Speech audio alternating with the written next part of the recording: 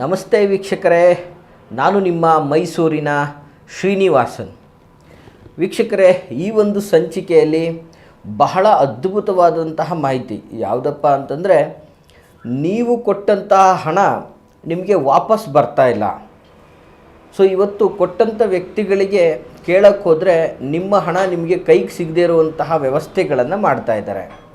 ಹಾಗಾದರೆ ನೀವು ಕೊಟ್ಟ ಹಣವನ್ನು ಯಾವ ರೀತಿಯಲ್ಲಿ ನೀವು ವಾಪಸ್ ಪಡ್ಕೋಬೇಕು, ಹೇಗೆ ಅವರು ನಿಮಗೆ ತಂದು ಕೊಡ್ತಾರೆ, ಸುಲಭವಾಗಿ ಈ ಕಾರ್ಯ ಆಗ್ತದಾ ಅನ್ನುವಂತಹ ಒಂದಷ್ಟು ಗೊಂದಲಗಳು ಸಹಜವಾಗಿ ನಿಮ್ಮನ್ನು ಕಾಡ್ತಾ ಇರ್ತದೆ. ನೋಡಿ, ಇವತ್ತಿನ ದಿನ ನಿಮ್ಮ ಒಂದು ಸಹಚರರಿಗೆ, ಅಕ್ಕಪಕ್ಕದವರಿಗೆ ಅಥವಾ ಬಂಧು ಮಿತ್ರರಿಗೆ ಅಥವಾ ನಿಮ್ಮ ಸಹೋದ್ಯೋಗಿಗಳಿಗೆ ಯಾವುದೋ ಕಷ್ಟ ನಿಮಿತ್ತ ಅಥವಾ ಯಾವುದೋ ಕಾರಣಗಳಿಗೋಸ್ಕರ ನಿಮ್ಮ ಆತ್ಮೀಯತೆಯಿಂದ ಅವನ ಕಷ್ಟ ನೋಡೋಕ್ಕಾಗದೆ ಸಹಕಾರ ಮಾಡಿರ್ತೀರ. ಒಂದು ನಿಮ್ಮ ಹತ್ರ ಇರುವಂತಹ ಸೇವಿಂಗ್ಸನ್ನು ಕೊಟ್ಟಿರ್ತೀರ, ಅಥವಾ ಅವರ ಕಷ್ಟ ನೋಡೋಕ್ಕಾಗದೆ ಬೇರೆಯವರ ನಿಮ್ಮ ವಿಶ್ವಾಸಿಗಳ ಹತ್ರ ಸಾಲ ಮಾಡಿ ಅವರಿಗೆ ಕೊಟ್ಟಿರ್ತೀರ.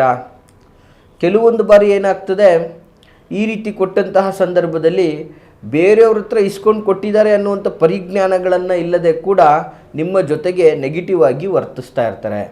ನೀವು ಅವ್ರಿಗೆ ಹಣ ಕೊಟ್ಟಿದ್ದೀರಾ ಅನ್ನೋದಷ್ಟೇ, ಕೊಟ್ಟವನು ಕೋಡಂಗಿ ಇಸ್ಕೊಂಡವನು ಈರ್ಭದ್ರ ಅನ್ನೋ ಥರ ಇವತ್ತು ಅವರು ಆ ಸಮಯದಲ್ಲಿ ತುಂಬ ಕೆಟ್ಟ ಪರಿಸ್ಥಿತಿಯಲ್ಲಿದ್ದು ನೀವು ಕೊಟ್ಟ ಹಣದಿಂದ ಒಂದಷ್ಟು ಬದಲಾವಣೆಗಳನ್ನು ಕಂಡುಕೊಂಡು ಒಂದು ನೆಮ್ಮದಿದಾಯಕ ಜೀವನವನ್ನು ಮಾಡ್ತಾ ಇರ್ತಾರೆ. ಬಟ್ ಆದರೂ ಕೂಡ ನೀವು ಅವರು ಒಂದು ಸ್ಥಿತಿವಂತರಾದಾಗ ನಿಮ್ಮ ಹಣವನ್ನು ಮರುಪಾವತಿಸಿ ಅಂದಿದ ತಕ್ಷಣ ನಿಮ್ಮ ವಿರುದ್ಧ ನೆಗೆಟಿವ್ ಆಗಿ ಮಾತಾಡುವಂಥದ್ದು, ನೀವು ಯಾರು ನಮಗೆ ಗೊತ್ತೇ ಇಲ್ಲ ಅನ್ನೋ ರೀತಿಯಲ್ಲಿ ಬಿಹೇವ್ ಮಾಡುವಂಥದ್ದು, ಇವಾಗ ಕೊಡ್ತೀನಿ, ನಾಳೆ ಕೊಡ್ತೀನಿ, ನಾಡಿದ್ದು ಕೊಡ್ತೀನಿ, ಹೀಗೆ ವ್ಯರ್ಥ ನಿಮಗೆ ದುಡ್ಡನ್ನು ವಾಪಸ್ ಕೊಡಲಿಕ್ಕೆ ಅಲ್ದಾಡಿಸುವಂಥದ್ದು. ಸೊ ಇವತ್ತು ನಿಮ್ಮ ಹತ್ರ ಇದ್ದಿದ್ದನ್ನು ಕೊಟ್ಟಿರೋದ್ರಿಂದ ನಿಮಗೆ ನಿಮ್ಮ ಸಂಕಷ್ಟಕ್ಕೆ ಆ ಹಣ ನಿಮಗೆ ಸಿಗದೆ ನೀವು ಮತ್ತೊಬ್ಬರ ಹತ್ರ ತಗೊಳ್ಳೋ ಪರಿಸ್ಥಿತಿ ಒಂದು ಕಡೆ ಆದರೆ, ನಿಮ್ಮ ಹತ್ರ ಇಲ್ಲದೆ ಇರುವಂಥದ್ದು ಬೇರೆಯವ್ರ ಕಡೆಯಿಂದ ತೆಗೆದುಕೊಟ್ಟಿರ್ತಿರಲ್ಲ. ಸೊ ಇಂತಹ ಪರಿಸ್ಥಿತಿಯಲ್ಲಿ ಆ ವ್ಯಕ್ತಿಗಳಿಗೆ ನಿಮ್ಮ ಕೈಯಿಂದ ನಿಮ್ಮ ಅಮೌಂಟನ್ನು ನೀವು ಕಟ್ಟುವಂತಹ ಪರಿಸ್ಥಿತಿ ಕ್ರಿಯೇಟ್ ಆಗ್ತಾ ಇದೆ. ಹೀಗಾಗಿ ಎಷ್ಟೋ ಕುಟುಂಬಗಳು ಬೀದಿಗೆ ಬಂದಿರತಕ್ಕಂಥದ್ದು. ಜೊತೆಗೆ ಇವತ್ತು ಸಾಮಾನ್ಯವಾಗಿ ಕೆಲವು ಫೈನಾನ್ಸ್ ಕಂಪನಿಗಳಾಗಿರ್ಬೋದು, ಅಥವಾ ಈ ಒಂದು ಚಿಟ್ ಫಂಡ್ಸ್ಗಳಾಗಿರ್ಬೋದು, ಅಥವಾ ಕೆಲವು ಬ್ಯಾಂಕ್ಗಳಾಗಿರ್ಬೋದು, ಈ ರೀತಿಯಲ್ಲಿ ಸಾಲವನ್ನು ಕೊಟ್ಟು ತೆಗೆದುಕೊಳ್ಳೋಕ್ಕಾಗದೆ ತುಂಬಾ ಸಂಕಷ್ಟವನ್ನು ಅನುಭವಿಸಿರ್ತಕ್ಕಂಥದ್ದು. ಮತ್ತು ಇನ್ನು ಕೆಲವು ಮಹಿಳೆಯರು ಇವತ್ತಿನ ದಿನ ಏನೋ ಒಂದು ಸಹಕಾರ ಆಗಲಿ, ಅವ್ರನ್ನ ನಂಬಿರ್ತಕ್ಕಂಥವ್ರು ಅಥವಾ ಆತ್ಮೀಯರು, ಅಣ್ಣ ತಮ್ಮಂದಿರೋ, ಬಂಧು ಮಿತ್ರರು, ಅವ್ರಿಗೆ ಒಂದು ಆತ್ಮೀಯತೆ ಇರೋದ್ರಿಂದಾಗಿ ಗಂಡನಿಗೆ ಹೇಳ್ದೆ, ಅತ್ತೆ ಮಾವನಿಗೆ ಹೇಳ್ದೆ, ಅವ್ರಿಗೆ ಯಾರಿಗೂ ಕೂಡ ಗೊತ್ತಾಗ್ದೇ ಯಾರ ಕಡೆಯಿಂದನೂ ಇಸ್ಕೊಂಡು ಕೊಟ್ಟಿರ್ತಾರೆ. ಅಥವಾ ಅವರ ಒಡವೆಗಳನ್ನು ಪಾಪ ಅವ್ರ ಕಷ್ಟ ನೋಡೋಕ್ಕಾಗದೆ ಅವ್ರ ಒಡವೆಗಳನ್ನು ಬಿಚ್ಚಿಕೊಟ್ಟಿರ್ತಾರೆ, ಅಥವಾ ಅವ್ರ ಒಡವೆಗಳನ್ನು ಅಡಮಾನ ಇಟ್ಟು ಆ ದುಡ್ಡನ್ನು ಅವರು ಕೊಟ್ಟಿರ್ತಾರೆ. ಸೊ ಏನು ಇಲ್ಲಿ ಮುಖ್ಯವಾಗಿ ನಮ್ಮ ಕಷ್ಟಕ್ಕೆ ಅವರು ಸ್ಪಂದಿಸಿದ್ದಾರೆ, ಅವರು ಏನು ಅಡಮಾನ ಇಟ್ಟೋ ಅಥವಾ ಅವರಲ್ಲಿರೋ ಸೇವಿಂಗ್ಸೋ ನಮ್ಮ ಕಷ್ಟಕ್ಕೆ ಕೊಟ್ಟಿದ್ದಾರಲ್ಲ ಅನ್ನುವಂತಹ ಮಾನವೀಯ ಮೌಲ್ಯವನ್ನು ಇಟ್ಕೊಳ್ಳದೇನೆ ಇವತ್ತಿನ ದಿನ ವ್ಯರ್ಥವಾಗಿ ಅವರೊಟ್ಟಿಗೆ ತುಂಬ ತುಚ್ಛವಾಗಿ ನಡ್ಕೊಂಡು ನೀವೇನು ಕೊಟ್ಟರೆ ಮತ್ತೆ ಅವ್ರಿಗೆ ದೌರ್ಜನ್ಯ ಮಾಡೋದು. ಇವರು ಗಂಡ ಮತ್ತು ಅತ್ತೆ ಸೊಸೆಗೆ ಹೇಳದೆ ಕೇಳದೆ ಕೊಟ್ಬಿಟ್ಟಿರ್ತಾರೆ. ಸೊ ಹಾಗಾಗಿ ಅವ್ರಿಗೆ ಗೊತ್ತಾದರೆ ಇವ್ರಿಗೇನಾದ್ರು ಸಂಬಂಧ ಇದೆಯೇನೋ ಅನ್ನೋ ಥರ ಅವ್ರನ್ನೇ ತುಚ್ಛವಾಗಿ ನೋಡ್ತಾರೆ ಅನ್ನೋ ರೀತಿಯಲ್ಲಿ ಸೊ ಅವ್ರಿಗೆ ಹೆದರಿಸುವಂಥದ್ದು. ನಿಮ್ಮ ಮನೆಗೆ ಹೇಳ್ತೀವಿ ನೋಡು, ನಮಗೆ ದುಡ್ಡು ಕೊಟ್ಟಿರೋದು ನೀವು, ಹಾಗೆ ಹೀಗೆ ಅಂತ ಅವ್ರಿಗೇ ಹೆದರಿಸಿ ಬದರಿಸಿ ಕೊಡುವಂಥ ಹಣವನ್ನು ಕೊಡದೇನೆ ಕೊರಗಿಸುವಂತಹ ವ್ಯವಸ್ಥೆ ಆಗಿರ್ತದೆ. ಇಂತಹ ಸಂಕಷ್ಟದಲ್ಲಿ ಎಷ್ಟೋ ಬಂಧು ಮಿತ್ರರು ಸಿಗಾಕೊಂಡಿದ್ದಾರೆ. ಎಷ್ಟೋ ಈ ಸಮಾಜದಲ್ಲಿ ಎಷ್ಟೋ ಅಸಹಾಯಕ ಜನಗಳು ಅವರ ಹಣವನ್ನು ಕಳ್ಕೊಂಡು ಬೀದಿಗೆ ಬಂದಿರತಕ್ಕಂಥದ್ದನ್ನು ನೋಡಿದ್ದೀವಿ. ಇಂತಹ ಸಂಕಷ್ಟವನ್ನು ಅನುಭವಿಸ್ತಾ ಇದ್ದಂಥವ್ರಿಗೆ ನಾನು ಇವತ್ತು ದಿನ ತುಂಬ ಸುಲಭವಾದಂತಹ ರೀತಿಯಲ್ಲಿ ಕೆಲವು ಪರಿಹಾರಗಳನ್ನು ಹೇಳಲಿಕ್ಕೆ ಇಚ್ಛೆ ಪಡ್ತೀನಿ ವೀಕ್ಷಕರೇ. ಬಹಳ ಸುಲಭವಾದಂತಹ ಒಂದು ಪರಿಹಾರ ತಂತ್ರ ಆಗಿರ್ತದೆ ಅದು.